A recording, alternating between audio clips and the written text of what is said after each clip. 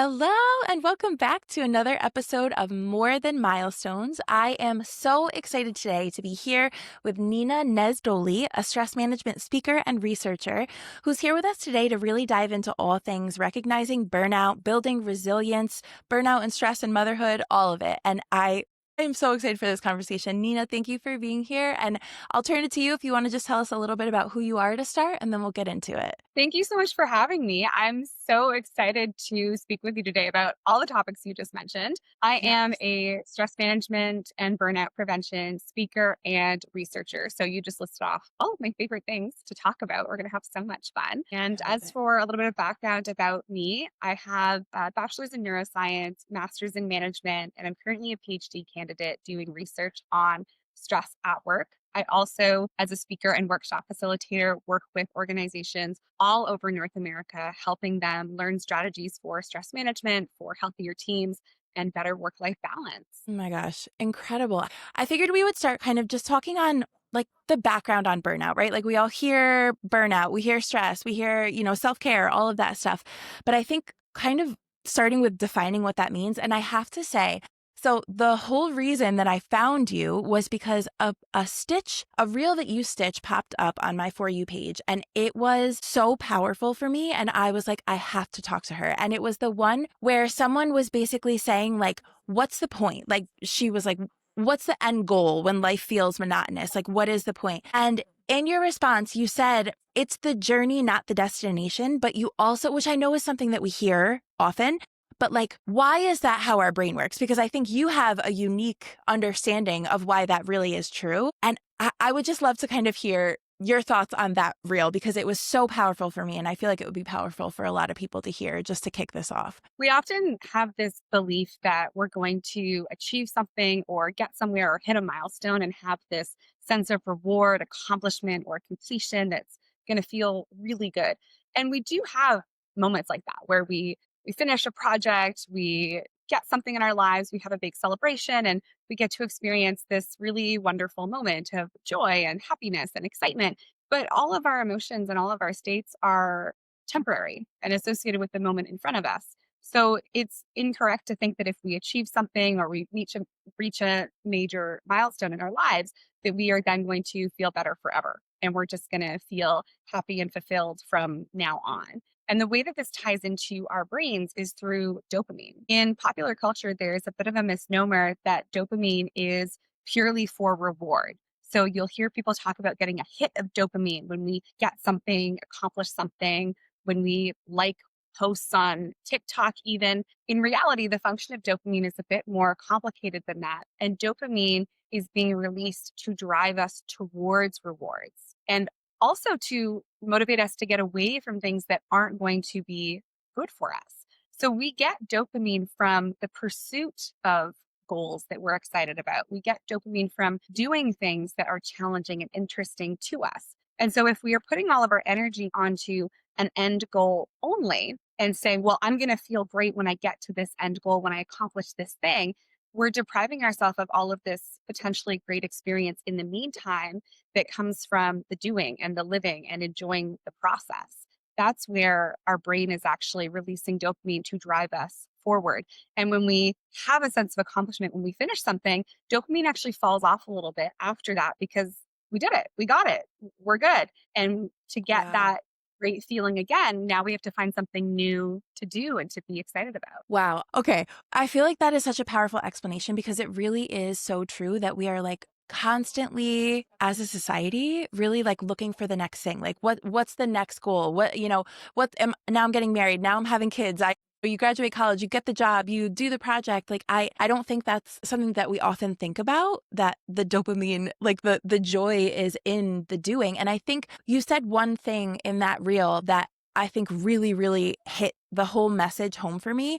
You said, if you knew there was no finish line, what would you want your day-to-day life to look like? And as someone who is like a recovering, like, gotta hustle, gotta do, gotta go, go, go, get the next thing, achieve the next goal. That for me was like, oh my God, I already have all of these things to feel proud of and grateful for, but like, what am I chasing, Wow. Well, that kind of leads into two. I know that a big piece of your driving force in your work is that you've experienced burnout yourself. And I would love if you could tell us a little bit about what pushed you towards pursuing your degree in neuroscience and ultimately the work that you're doing to help people building sustainable success, but also sustainable lives that bring us joy. I was in the Bachelor's of Neuroscience when I burnt out. So that was unfortunately a little bit of a, oh, you maybe should have known better than to be so unkind to your body and your brain during that period.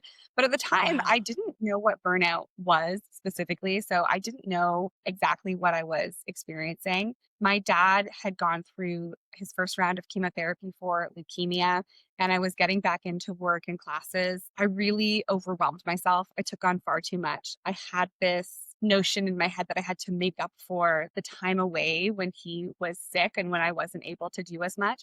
And so I took on way too much and I burnt out. I became exhausted, constantly irritable, easily frustrated. I was very cynical. I felt like I wasn't enough, like I wasn't doing enough. And I just had to push myself harder. All signs of burnout that I did not know at the time. Ultimately, I collapsed and hit my head on the floor, my body saying, you have to slow down, you have to stop. And I got a concussion from that. So then I was burnt out and Wow. concussed, which is a terrible combination. Oh my Do not gosh. recommend. Wow.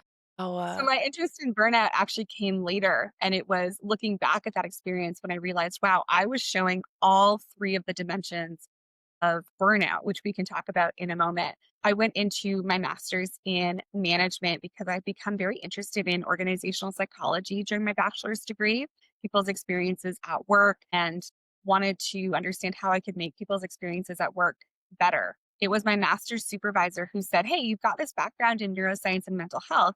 I think you'd be really interested in burnout.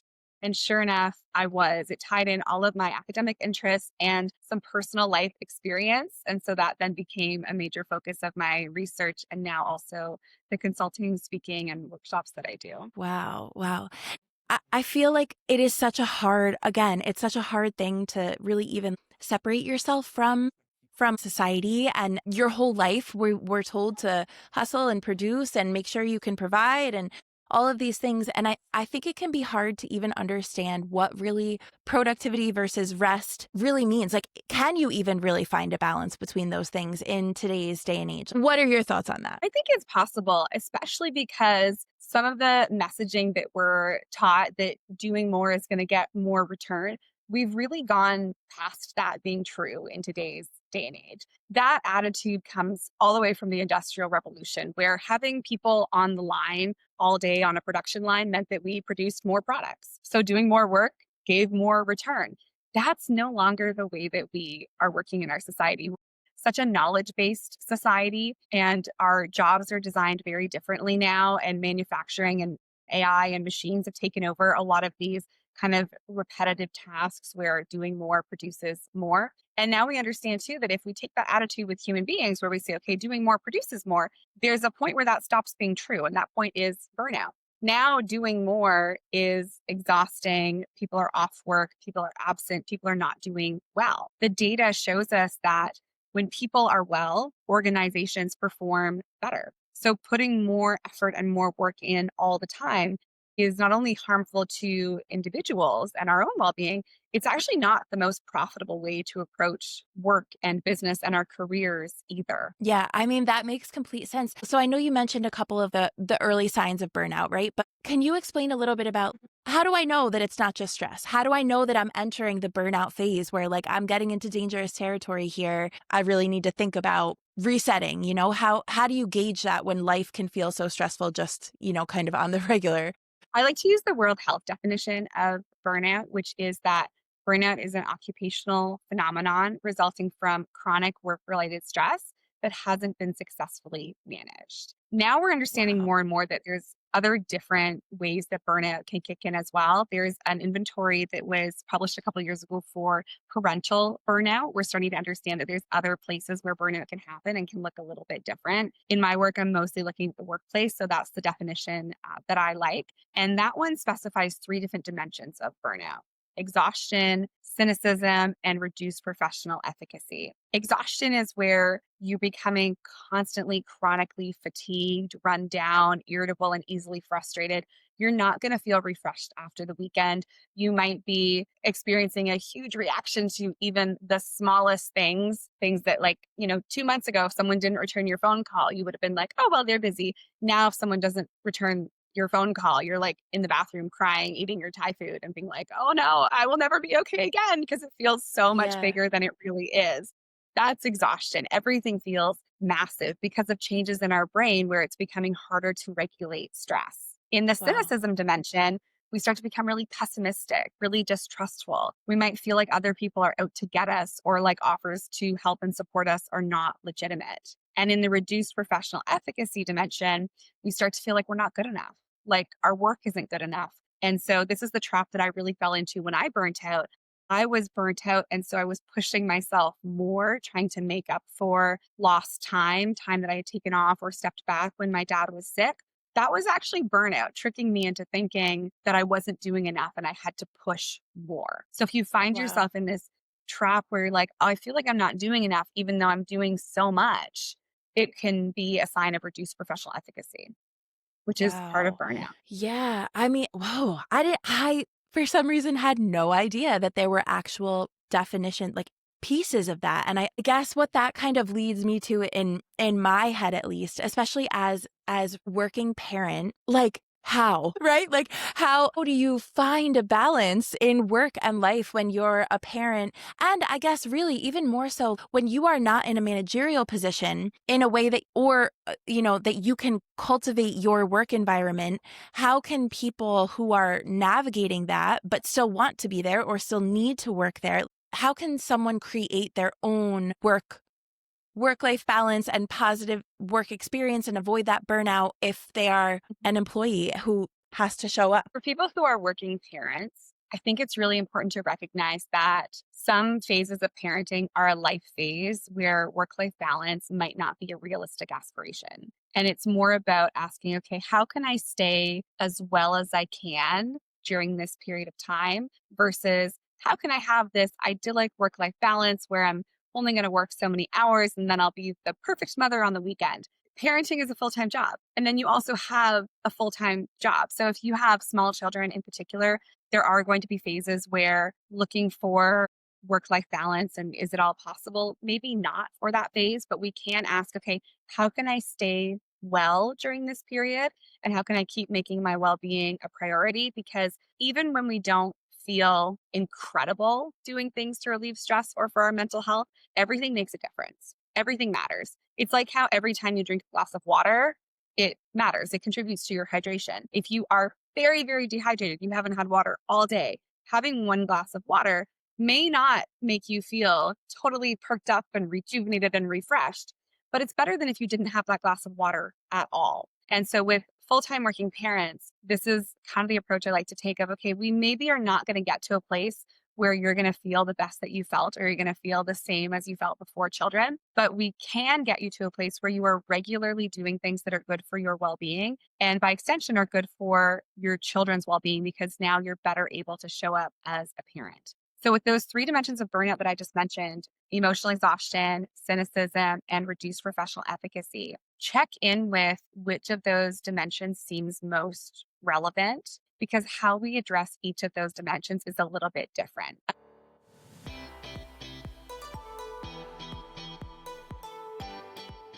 Hey friends, Casey here. If you've ever listened to an episode and thought, I wish she'd go even deeper, or I wonder what she really thinks about that, I am so excited to share More Than Milestones Unfiltered, where I do exactly that.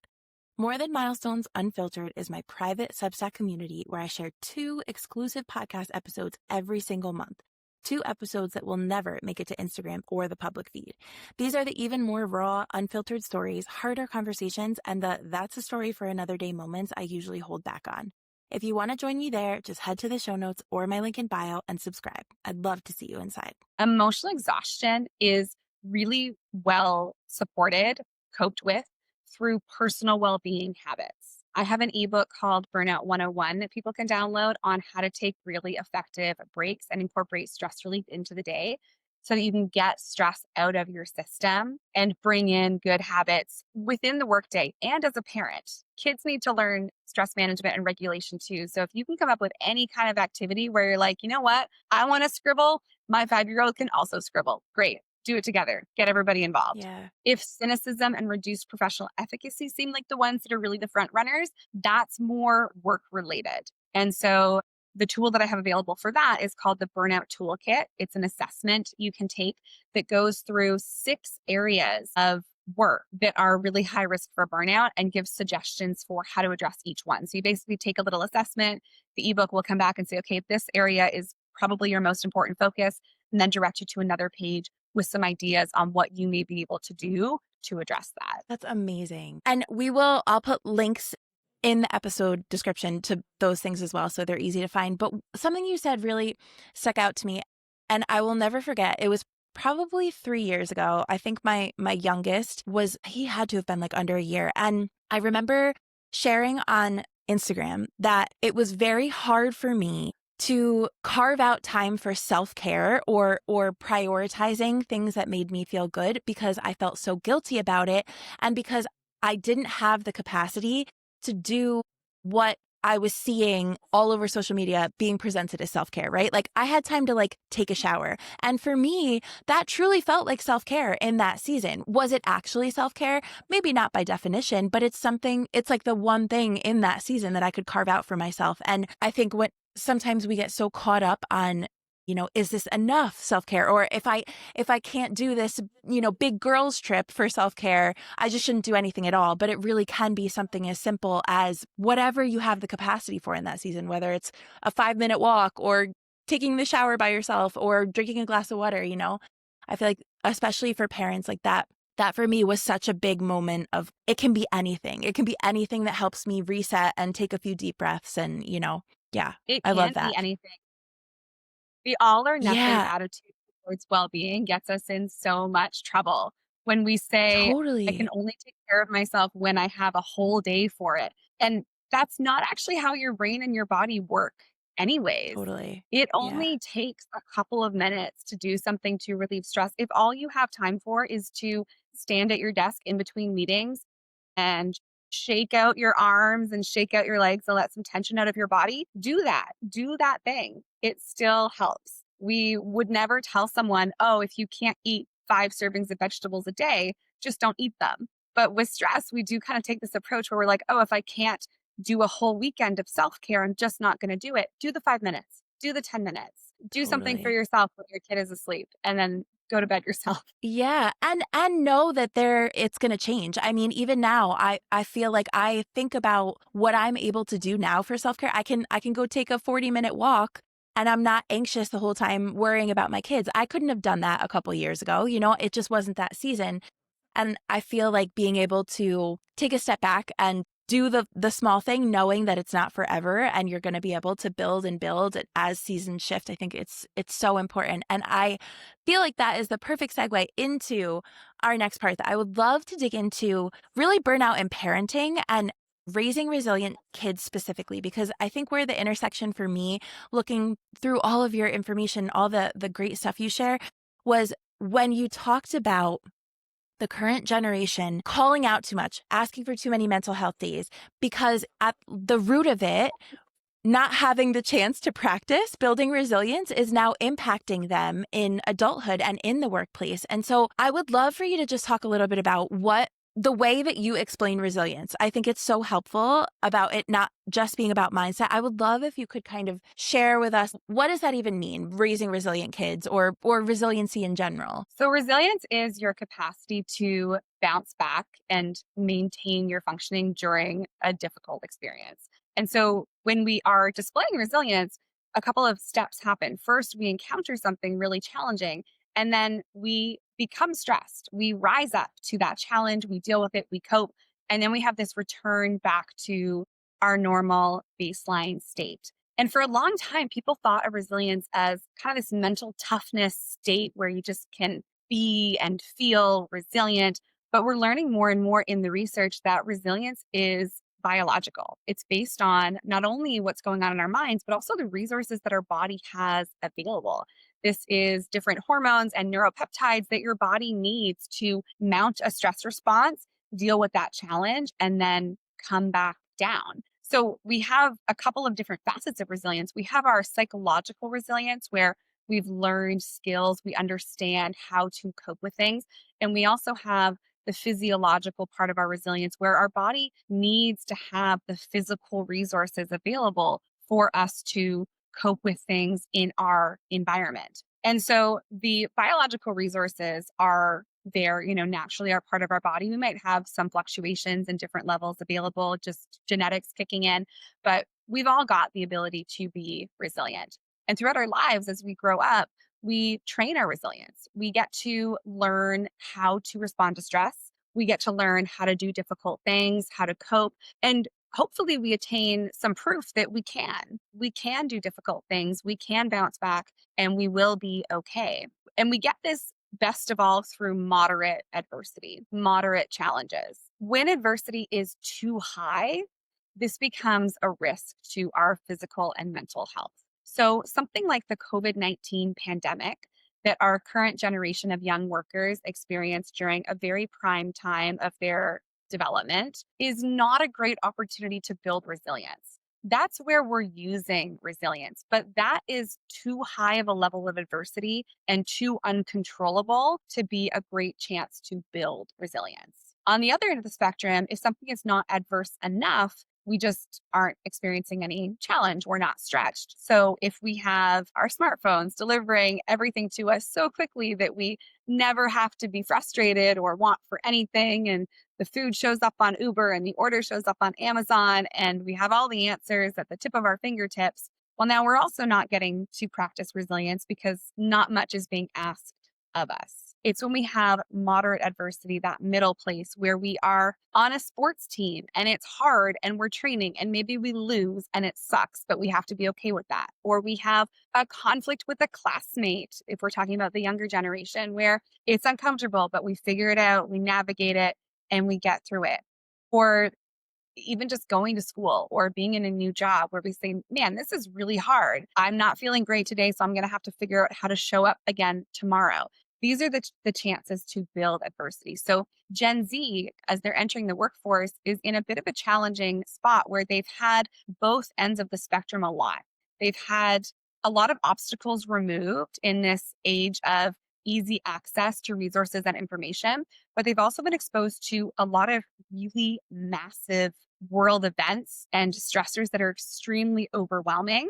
And there's been less of the middle, especially through that period of isolation during COVID. There was less exposure to these moderate adverse events that really give us a chance to practice being resilient. Wow. Wow. But now what can you do? What can we do as a society, right? Or even as parents? Like how do we support or foster our children building resilience? I mean, I love your examples of the sports and everything, but even on like a day-to-day basis, just in conversations and our words, obviously that all matters so much. What are your thoughts on that? If you're parenting and you're still in a parental role, I know for some of Gen Z, they're going to be at a point where they're aging out of the home and maybe moving away. And so the parents may not have as much influence. But if you are at a point where you still have a parental role with your children, I think the biggest thing is not allowing them or encouraging them to opt out of moderate challenges. You're Okay. going to feel more anxiety and more stress over time if you are saying, oh, I feel really anxious about school today. I'm just going to stay home. Instead of saying, oh, I'm going to opt out, I'm going to stay in, I'm going to have a mental health day. Maybe we have those once or twice, but those days need to be used to say, okay, how are we going to proceed? And how are we going to address this challenge? Because when things make us feel anxious and overwhelmed, if we simply back away from them, that is what our brains are learning to do, learning to isolate and not to connect with that challenge and not to engage with it. So for parents, if you have a kid coming to you and saying, well, I can't go to school today, okay, that might be fine for 1 or 2 days, but those days need to be used to say, well, you are going to be going to school. So what is it going to look like? What resources do we need to access? What plan do we have in place so that you can engage with this challenge? And the same thing goes for hobbies. I'm getting a lot of parents coming to me and saying, well, my kid doesn't even want to go to art class anymore. We're going to art class. So maybe you need to miss one and say, okay, what is it about art class that was hard or challenging? And what do we need to get in place so that next time it's going to be a little bit more comfortable? But this is something you loved. This is something you were excited about. It's okay to be uncomfortable. It's okay to be bad at things. It's okay to have a day that doesn't feel as fulfilling as the last one. We're still going to go. We're still going to engage, not letting the younger generation opt out of challenge and encouraging them and supporting them to be present and keep engaging with hard things that are healthy and safe is the best way parents can help build resilience. I love that. It's so funny. Something you said reminded me, my parents, it used to make my siblings and I insane. But my parents, the rule was if we wanted to like try some random sport or do some random thing that we had never done, if we did it and we were like, forget it, I don't like it, I don't want to do it, I don't want to go back, it's too hard. If we started it, we had to see it through for the season. And we didn't have to go back the next year, but we had to finish what we started in that season. And I hated it as a kid. Like I remember crying and being like, I don't want to go to basketball practice. But it makes so much sense in terms of life and how really, honestly, real life and how it is. And that you can't just shut the door and pretend, the hard things aren't there. It's funny you say that. My mom actually had the same rule. And I so love my it. brother and I are children of divorce. And so when we were going through that, my mom accessed some of the research on resilience that existed at the time. And even before this concept of moderate adversity was in the research the way that it is today, there was research saying things like put kids in sports and have them see it through. So we maybe didn't Wow. have kind of the fine tuned explanations, but we were starting to see already what activities were really supportive. And sports in particular is a really great one because it teaches not only the psychological resilience, but also physiologically gives kids a chance to get their heart rate up and then have to calm down from that. So you're also training physiological resilience in the body at the same time. Wow, that is really interesting. Wow. I'm so curious, just going back to COVID, and I know this is not a time a lot of people want to talk about, but for me, I entered parenthood really in the midst of it, in the midst of isolation. I was home by myself with the kids, and I have found, even like working through it in therapy, that there are pieces of like I truly don't remember. If I didn't have photos of like my kids and memories and videos, I would not remember so many things. And I think a lot of that was that my brain was in survival mode. Like you just got to put one foot in front of the other. Part of me wonders, have you seen or heard or come across anything that kind of speaks to what you were saying about Gen Z related to COVID, but in parenting and in early parenthood during the pandemic? And if What not, you're describing, it made me think of it.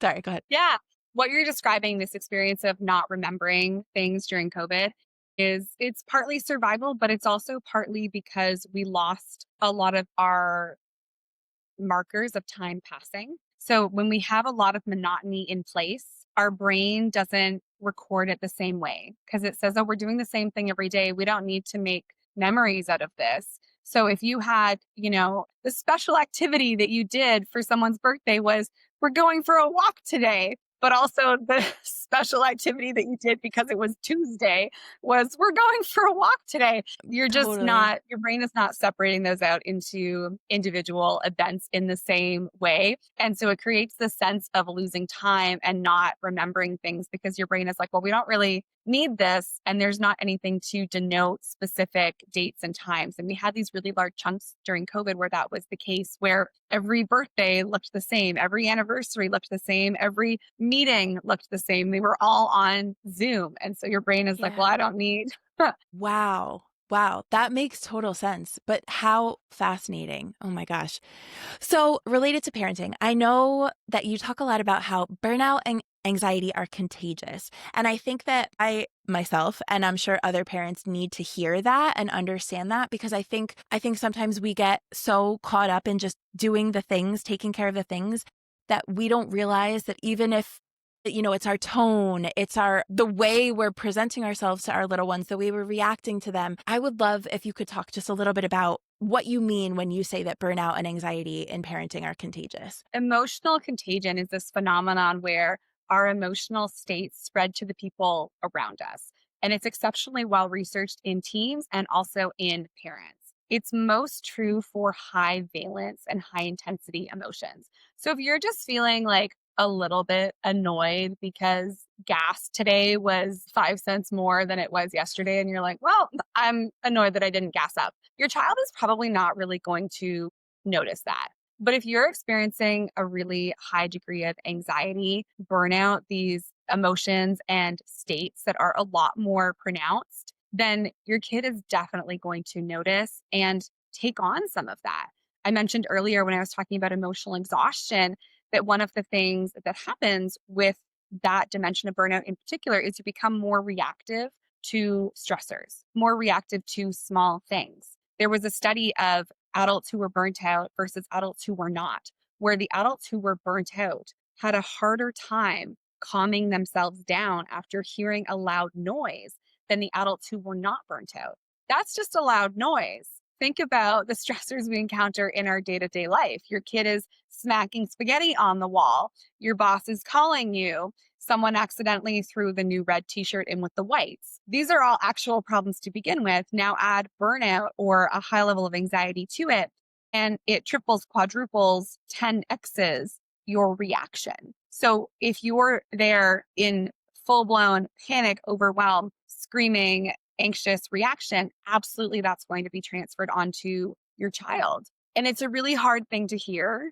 I think for parents that, if I'm not doing well, it's going to impact my kid because it feels like such a sacrifice to put yourself in a state where you're so overtaxed and overburdened in the first place. So to be told that getting to that place is actually now also potentially not a good thing for a child to be exposed to when you're anxious or burnt out is a really hard thing to hear, but it is the reality of it. If we're very anxious, if we're very burnt out, it spreads to the people closest to us. This is true at work. This is true in parenting. This is true in close friendships. And children are learning from us. They're learning how to self regulate, how to respond to things in the environment. So it may feel in the moment like trying to get everything done at once is the best thing for the child and to have everything show up perfectly and look the way it is on Instagram and have the closet organized and the labels and all the laundry separated. But your child is going to have a much better emotional state if you decide, you know what, actually, now all of your clothes are pink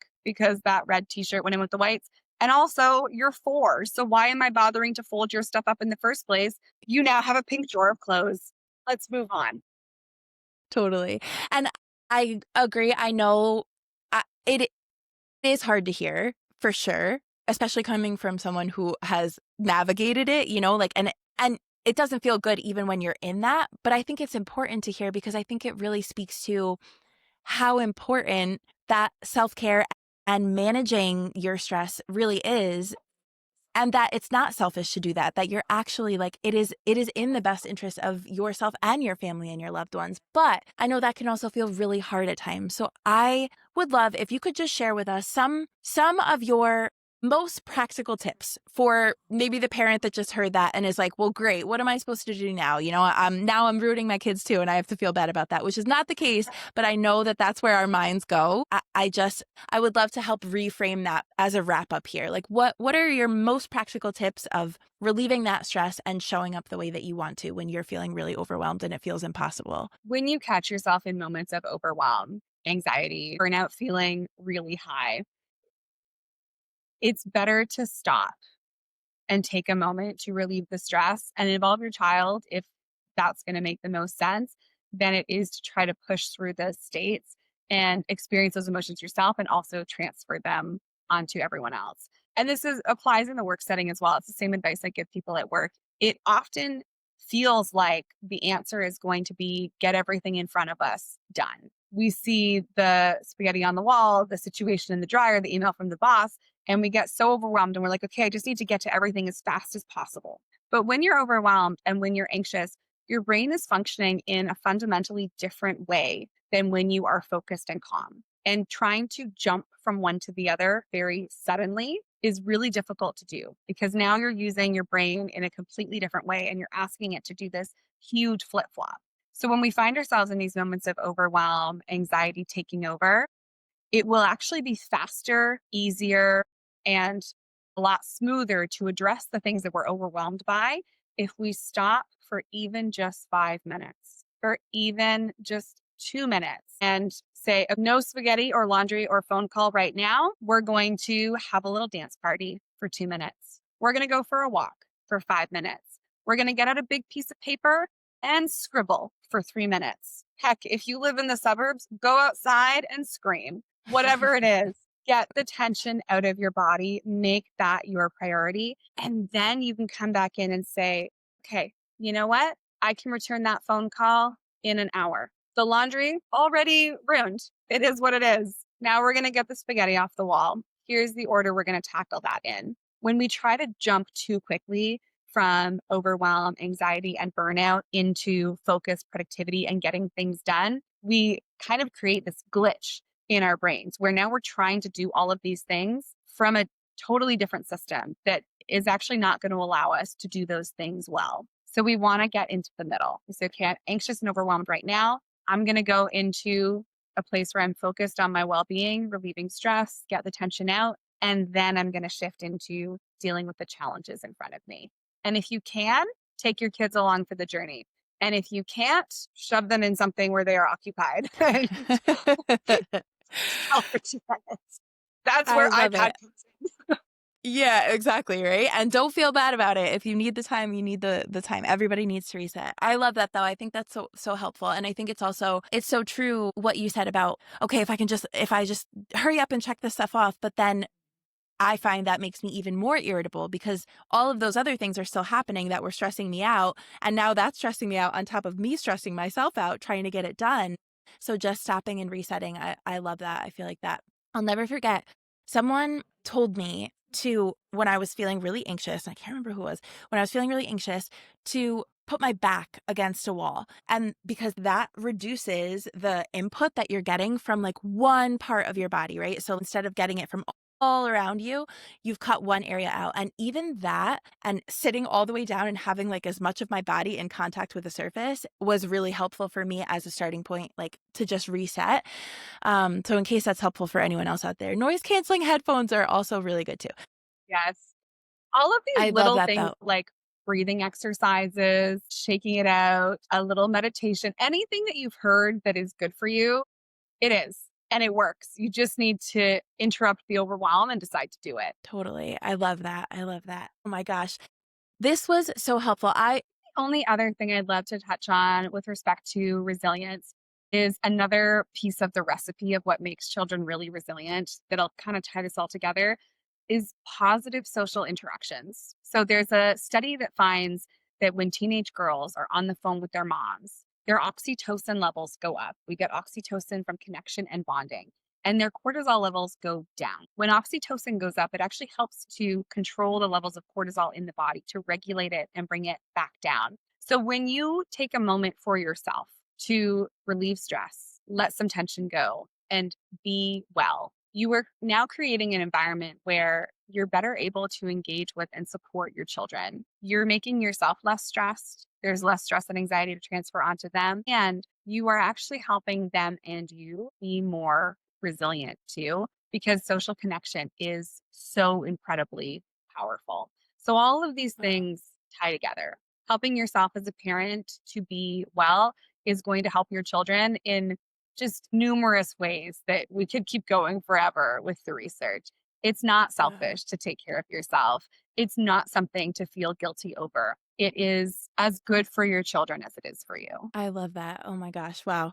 And I hope that that message gets to the people that need it because I know a lot of us do. That is just, it's everything. Super powerful. Nina, thank you so much. Please tell us one more time, where can people find you? We will add links to the episode description to your burnout one-on-one download and your burnout toolkit. But where can people find you? Where can they access your resources beyond that? All of that. Give us everything. You can find me on Instagram, TikTok, LinkedIn, and my website, all using the handle Nina Nesdoly. So just my full name, that's my handle on Instagram, on TikTok, on LinkedIn, and also the URL for my website, ninanesdoly.com. Thank you so much. This was so great. And we really appreciate it. And I hope I get to talk to you again soon.